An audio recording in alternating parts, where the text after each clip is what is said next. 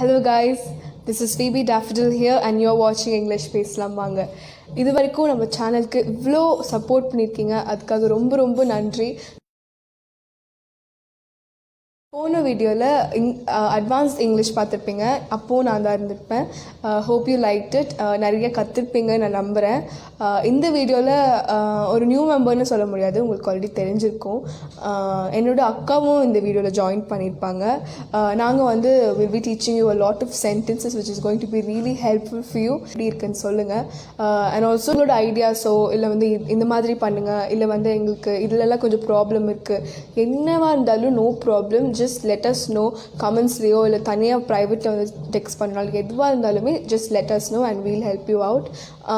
எங்களுக்கு வந்து நிறைய சஜஷன் பண்ணுங்கள், இந்த மாதிரி ஐடியாஸில் பண்ணல, நிறைய உங்களுக்கு ஐடியாஸ் இருக்கும் இல்லையா. Let us know everything and we'll do what we can do. And இந்த வரைக்கும் சீரியஸாகவே இவ்வளோ சப்போர்ட் கொடுத்துருக்கீங்க, அதுக்காக ரொம்ப நன்றி. எங்களோட டீம் சார்பாக எங்களோட மெத்தடாலஜி உங்களுக்கு பிடிச்சிருந்துச்சுன்னா please let us know and let's get started. எனக்கு ஏதாச்சும் சமைச்சு தரியா? Please cook something for me. Of course. நம்ம எல்லாருக்குமே வந்து இது கண்டிப்பாக தோணியிருக்கும். யாராச்சும் நம்ம முன்ன பின்ன பார்க்காம இருந்திருப்போம், ஆனால் அவங்கள பார்த்து எங்கேயோ பார்த்த மாதிரி இருக்கே அப்படின்னு நம்ம நிறைய ஃபீல் பண்ணியிருப்போம். அப்போது வந்து நீங்கள் வந்து யூ லுக் குவைட் ஃபெமிலியர் அப்படின்னு நீங்கள் சொல்லுங்கள். யூ லுக் குவைட் ஃபெமிலியர், இல்லைன்னா you look familiar to me அப்படின்னு சொல்லுங்கள். ஹே, don't eat my share. என்னோட பங்கில சாப்பிட்றாத. டோன்ட் ஈட் மை ஷேர்னா என்னோட பங்கில் சாப்பிட்றதுன்னு அர்த்தம். உங்களோட ஃபுட்டை யாராச்சும் பிடுங்கி சாப்பிட்டாங்கன்னா அவங்கள்ட்ட போய் டோன்ட் ஈட் மை ஷேர் அப்படின்னு இப்படி வந்து சொன்னால் பார்த்தீங்களா, அந்த மாதிரி போய் சொல்லுங்கள். இது பார்த்தீங்கன்னா 2 வார்த்தைகள். நிறைய பேர் வந்து இந்த வார்த்தைகள் சொல்லி இதுக்கு வந்து கன்ஃபியூஸ் ஆயிருந்தாங்க. ஃபாதர் அண்ட் ஃபர்தர் ரெண்டுத்துக்குமே பெரிய வித்தியாசம் இருக்குது. ஃபாதர்னா தூரம்.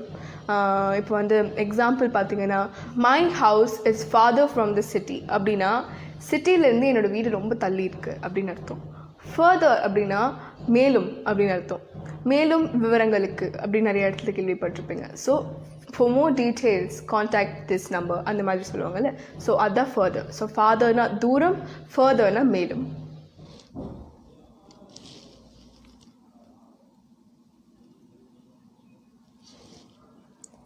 She's not answering my call. அவங்க என் ஃபோன் எடுக்க மாட்டேங்கிறாங்க. She must be busy. அவங்க பிஸியாக இருப்பாங்கன்னு நினைக்கிறேன். This bread is fresh. This bread is stale. Stale. ஃப்ரெஷ்னால் எல்லாருக்குமே தெரியும். அது என்ன ஸ்டேல்? ஸ்டேல்னா பழசு. நம்ம வந்து நிறைய இடத்துல வந்து இந்த பழசுன்ற ஒரு சிச்சுவேஷன் வரும். அந்த ஷூ வந்து பழசு, இல்லை வந்து அந்த தண்ணி வந்து பாட்டிலில் ஃபில் பண்ணி வச்சுருக்கேன், அந்த தண்ணி வந்து பழசு அப்படின்னா ஸ்டேல் வாட்டர் அப்படின்னு சொல்லுங்கள். ஸ்டேல்னா பழசு. ஃப்ரெஷ்னா there are fresh vegetables inside the fridge அப்படின்னு சொல்லுவாங்க. ஸோ இதுதான் வித்தியாசம். ஸோ ஸ்டேல்னா பழசு, ஃப்ரெஷ்னா உங்களுக்கே தெரியும். Here have these biscuits. இந்த பிஸ்கெட்ஸ் சாப்பிடு. No, I'm craving for something spicy. எனக்கு ஏதாச்சும் காரமாக சாப்பிடணும் போல் இருக்குது. இப்போது இது வந்து ஃப்ரேக்ரன்ஸ், அதாவது மனம், நல்ல மனம். இது வந்து ஃப்ரேக்ரன்ஸ், அதுக்கு பேர். இது வந்து துர்நாற்றம், ஓடர் அப்படின்னு வந்து இங்கிலீஷில் சொல்லுவாங்க. ஸோ நல்ல மனம்னா ஃப்ரேக்ரன்ஸ், கெட்ட மனம்னா ஓடர். இந்த ஓடர் அப்படிலாம் சொல்லுவாங்க. Correct pronunciation order. Here I got you a chocolate. உனக்கு ஒரு சாக்லேட் வாங்கி பண்ணேன். Oh my God, you made my day. உன்னால தான் என் நாளே நிறைவடைஞ்சிச்சு. ஹாவ் சம்திங், ஏதாச்சும் சாப்பிடு. No, I'm fasting today. நான் விரதத்தில் இருக்கேன்.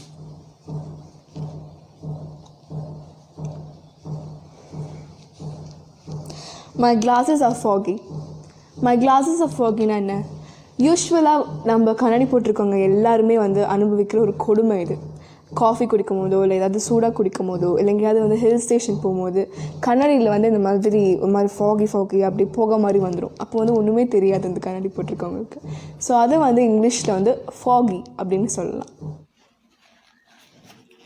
What happened? என்னாச்சு? I've got runny nose. அப்படின்னா சில பேருக்கு வந்து சளி வந்து ஒழுக்கிட்டே இருக்கும் இல்லையா, அதை வந்து இங்கிலீஷில் வந்து மூக்கொழுகுதா? அது வந்து நம்ம இங்கிலீஷில் ரனி நோஸ் அப்படின்னு டீசெண்டாக சொல்லிக்கிறாங்க. ஓ, நாட் யோர் ஹெட்க்கும் ஷேக் யோர் ஹெட்க்கும் நிறைய வித்தியாசம் இருக்குது. நாட் யோர் ஹெட்னா ஷேக் யோர் ஹெட்னா இதுதான் இதோட வித்தியாசம். நிறைய பேர் இது வந்து கன்ஃபியூஸ் பண்ணிக்குவாங்க.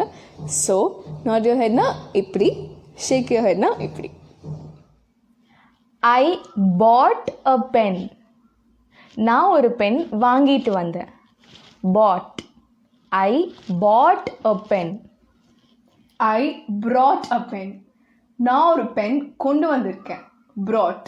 ஐ brought a pen. broughtக்கும் பாட்க்கும் நிறைய வித்தியாசம் இருக்குது. பாட்னா வாங்கிட்டு வந்திருக்கேன், ப்ராட்னா கொண்டு வந்திருக்கேன். What are you doing? என்ன பண்ணுற? I'm folding the clothes. நான் துணி மடித்து வச்சிட்ருக்கேன். இந்த மாதிரி அவங்க வந்து என்ன பண்ணுறாங்கன்னப்போ வாட் ஆர் யூ டூயிங், என்ன பண்ணுற அப்படின்னு கேட்கலாம். நான் வந்து துணி மடிச்சிட்ருக்கேன் அப்படின்னு அவங்க வந்து ஐம் ஃபோல்டிங் தி க்ளோத்ஸ் அப்படின்னு வந்து அவங்க இங்கிலீஷில் சொல்கிறாங்க. இதே மாதிரி உங்களுக்கு சுச்சுவேஷன்ஸ் வந்துச்சுன்னா நீங்களும் இந்த மாதிரி இங்கிலீஷில் இந்த ஃப்ரேசஸ் எல்லாம் யூஸ் பண்ணுங்கள். My right eye is twitching. ட்விச்சிங்னா என்ன? இப்போது நம்ம வந்து நார்மலாகவே வந்து எனக்கு வந்து ரைட் ஐ வந்து துடிக்குது, எனக்கு ஏதோ நல்லது நடக்க போகுதுன்னு நினைக்கிறேன், இல்லை எனக்கு வந்து லெஃப்ட் ஐ துடிக்குது, எனக்கு ஏதோ கெட்டது நடக்க போகுதுன்னு நினைக்கிறேன்னு சொல்லிட்டு சுற்றுவோம்ல. ஸோ துடிக்கிறதுக்கு இங்கிலீஷ் என்ன? பீட்டிங்கா? நோ, பீட்டிங் கிடையாது. அது வந்து my right eye is twitching. Twitching அந்த ஒரு வார்த்தையை பயன்படுத்துங்க. உங்களுக்கு வந்து உங்கள் ஐஸ் துடிக்குதுன்னா my right eye is twitching அப்படின்னு சொல்லுங்கள். This biscuit is really crispy. கிறிஸ்பினா என்ன? மொறு மொறுன்னு இருக்கிறது. பிஸ்கெட் மட்டும் இல்லை, மற்ற நிறைய வந்து சாப்பிட்ற ஐட்டம் வந்து கிறிஸ்பியாக இருக்கும். போண்டா ஆகட்டும், இல்லை முறுக்காகட்டும், இந்த மாதிரி நிறைய விஷயங்கள் இருக்குது. ஸோ இந்த கிறிஸ்பி எல்லாம் போயிடுச்சுன்னா ஒரு மாதிரி நமுத்து போயிடும், மாதிரி நசன்னு ஆகிடும் இல்லையா? அதை இங்கிலீஷில் எப்படி சொல்லுவாங்க? சாகி அப்படின்னு சொல்லுவாங்க. ஒரு மாதிரி ஆகிடும் இல்லையா? நமக்கு பிடிக்காத மாதிரி ஒரு மாதிரி நசன்னு ஆகிடும். அதை வந்து நம்ம தமிழில் வந்து அப்படி சொல்லிக்கிட்டு போயிடலாம். ஆனால் இங்கிலீஷில் வந்து சாகி அப்படின்னு யூஸ் பண்ணலாம். Pack the stuff. Pack the ஸ்டஃப்னா எல்லாத்தையும் எடுத்து வைங்க. இப்போ வெளியே எங்கேயாவது போகிறோன்னா அது வந்து எல்லாத்தையும் எடுத்து வைக்கிறதுக்கு வந்து நம்ம துணியெல்லாம் எடுத்து வைப்போம் சீக்கிரமாக அப்படின்னு சொல்லுவோம்ல, அதுக்கு தான் பேக் யூர் ஸ்டஃப் அப்படின்னு இங்கிலீஷில் வந்து சொல்லுவாங்க. அன்பேக் த ஸ்டஃப் அப்படின்னா துணியெல்லாம் எடுத்து வெளியே வைங்கப்பா. அங்கே போய் ரீச் ஆனதுக்கப்புறம் துணியெல்லாம் எடுத்து எப்படி வெளியே வச்சு, இல்லை திங்ஸ் எல்லாம் எடுத்து வெளியே வைப்போம்ல, ஸோ அதே மாதிரி பேக் யூர் ஸ்டஃப்ஸ்க்கு ஆப்போசிட் அன்பேக் யூர் ஸ்டஃப்ஸ் அப்படின்னு வந்து இங்கிலீஷில் அழகாக சொல்லுங்கள். அதே மாதிரி நம்ம அங்கே போய் டெஸ்டினேஷனை ரீச் பண்ணக்கப்புறம் அன்பேக் யூர் ஸ்டஃப் அப்படின்னு சொல்லலாம். இந்த வார்த்தை நார்மலாகவே நம்ம எல்லாருமே பயன்படுத்தக்கூடியது. ஸ்டெயின். ஸ்டெயின்னா என்ன? கரை. கரைனா வந்து இந்த இங்க்கு கரைப்படுறது, இல்லை பெயிண்ட் கரைப்படுறது, இல்லை வந்து சாயம் படுறது, இதெல்லாம் வந்து நம்ம கரைன்னு இங்கிலீஷ் தமிழில் சொல்லுவோம். ஸோ வந்து இங்கிலீஷில் வந்து ஸ்டெயின் அப்படின்னு சொல்லலாம். எனக்கு வந்து I got an ink stain, இல்லை you got a paint stain on your shirt அப்படின்னு வந்து நம்ம ஸ்டெயின்ன்ற வார்த்தையை பயன்படுத்தலாம். Shake off your dust. உன் மேலே தூசி இருக்கு, அதை எடுத்து விடு. So shake off the dust அப்படின்னா யாராச்சும் மேலே தூசி இருக்கும்போது அது நீங்கள் போய் இங்கிலீஷில் சொல்லணுன்னா ஷேக் ஆஃப் த டஸ்ட், இல்லை ஷேக் ஆஃப் யோர் டஸ்ட் அப்படின்னு இங்கிலீஷில் சொல்லலாம். Read out a joke to me. ஒரு ஜோக் எனக்கு படித்து காட்டேன். Read out a joke to meனா ஒரு ஜோக் யாராச்சும் படிச்சுட்ருக்காங்க, இல்லை ஒரு புக் ஏதாவது ஒரு காமெடி புக் படிச்சுட்ருக்காங்கன்னா அதில் இருக்க ஒரு ஜோக்கை எனக்கு படித்து காட்டுங்க அப்படின்னு வந்து read out a joke to me அப்படின்னு வந்து இங்கிலீஷில் நீங்கள் கேட்கலாம். God, it is so hot in here. ரொம்ப சூடாக இருக்குது. Someone save me from this sweltering heat. யாராச்சும் இந்த சூட்டிலேருந்து காப்பாற்றுங்களேன். ஸ்வெல்ட்ரிங்னா எக்ஸ்ட்ரீம் ஹீட்னு அர்த்தம். ஸ்வெல்ட்ரிங் இந்த வார்த்தை வந்து நீங்கள் இந்த மாதிரி ஒரு சிச்சுவேஷனில் யூஸ் பண்ணிக்கலாம். Coffee. Thank you.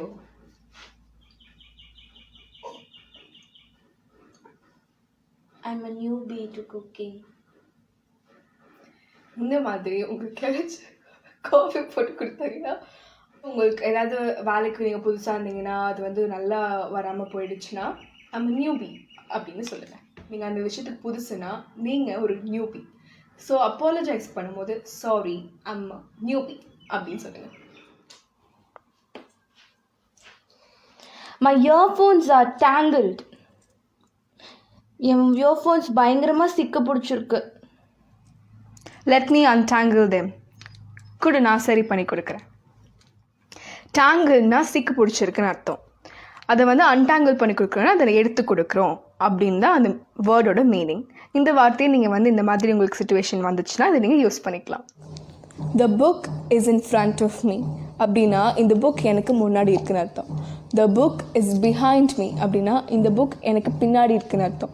The book is beside me அப்படின்னா இந்த புக் எனக்கு பக்கத்தில் இருக்குன்னு அர்த்தம். ஸோ புக் முன்னாடி இருக்குன்னா in front of, புக் பின்னாடி இருக்குன்னா behind, புக் சைடில் இருக்குன்னா பக்கத்தில் இருக்குன்னா besideன்னு அர்த்தம். இந்த புக்கை வச்சு தான் இந்த சுச்சுவேஷனில் நீங்கள் பண்ணணுன்னு இல்லை, நிறைய சுச்சுவேஷன்ஸ் உங்களுக்கு வரலாம். She's sitting beside me, he's running behind me, இந்த மாதிரி நிறைய எக்ஸாம்பிள்ஸ் இருக்கும். அதுக்கேற்ற மாதிரி நீங்கள் அட்ஜஸ்ட் பண்ணி திங்க் பண்ணி இந்த ஃப்ரேசஸை நீங்கள் யூஸ் பண்ணலாம். You stepped on my foot. You stepped on my foot னா என் காலை நீ மிதிச்சிட்ட அப்படின்னு அர்த்தம். யாராச்சும் உங்கள் காலை மிதிக்கும் போது you stepped on my foot அப்படின்னு சொல்லுங்கள்.